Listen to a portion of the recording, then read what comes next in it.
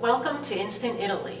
My name is Lucia Mauro, and I've been writing about and photographing Italy for over 20 years. Join me each week for a 3-minute tour as I share the stories behind my photographs. Today we travel to Milan. Our first stop, Piazza del Duomo. Now, when most people think of Milan, they tend to associate it with industry, that it's this gray technological or industrial place that where the sun rarely shines. Of course, they also think of fashion. But for me, I've been very fortunate to travel to the city under bright blue skies, and that's what I've tried to capture in my photographs. This particular image epitomizes my experiences in Milan, which for me is a very magical city with a very kind of hidden ancient past that you can find if you look for it. This photograph was taken through a fountain, and the interesting thing about that is since I shot this photo, the fountain has been dismantled.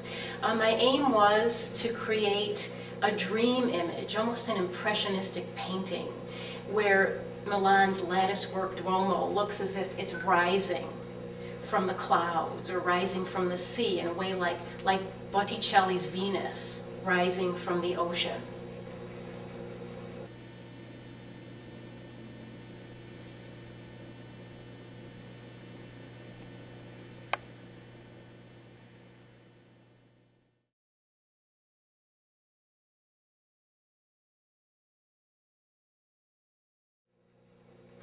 The Duomo is located very close to one of the most elegant districts in Milan, which is known as Brera. And Brera is most famous for its massive art gallery called the Pinacoteca Brera. And following this celestial imagery, another photograph that reflects the image that you just saw of the Duomo is this mysterious blue door, which is in the courtyard of the Pinacoteca Brera. So you have all these Caravaggios and Titians and Michelangelos within the Pinacoteca Brera, but outside you also have these accidental works of art. I was mesmerized by the blue of this door.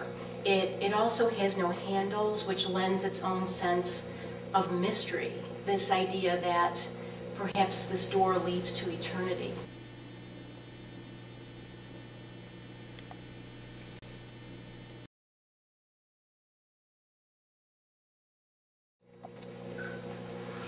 Continuing our blue theme, and blue in a very celestial sense, I'd like to move to another image of Milan. This is the front of the Basilica of San Lorenzo Maggiore, which you would happen upon as you walk to the Navigli district, which is very fascinating. This is a part of town that features all sorts of canals and riverboats, and the locks were designed by Leonardo da Vinci.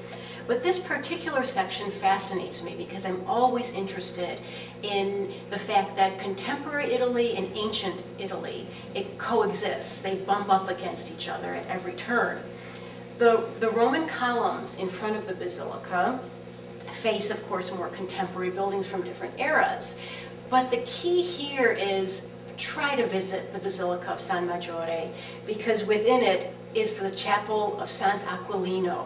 And inside this chapel, behind the skeleton of St. Aquiline, you'll find a tiny staircase that leads to what is literally the foundation of the church, which is a fully preserved Roman amphitheater. And this wheel-like structure literally holds up the church. So paganism is supporting the Christian faith. I just found that to be a fascinating metaphor.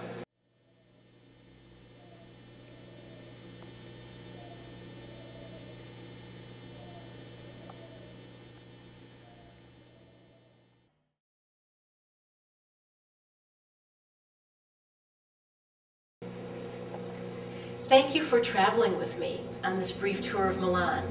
Join me next week when we explore Naples. And now I'd like to introduce you to my co-star and traveling companion, Pablo.